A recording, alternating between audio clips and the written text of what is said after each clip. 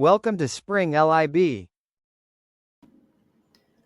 Okay, in this problem, we have a medical application where we have 4 MeV photons being produced, and we're given this plot, which shows the relative probability of various light, electronic, photoelectric effects. We have the Compton effect, of course. We have the photoelectric effect.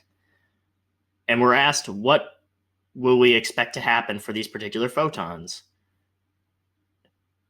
Of the options, for example, there's one which states, the photoelectric effect will dominate initially, and then the Compton effect will appear later. One says the photoelectric effect will appear the entire time, and so forth.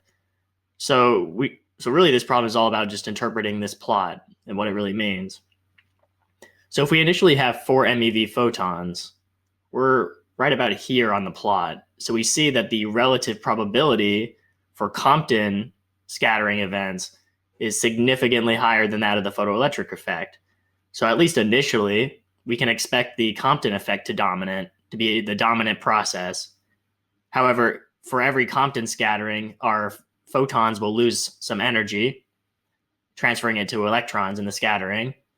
So we can expect these photons to be decreasing in energy. So they'll be moving to the left on this plot.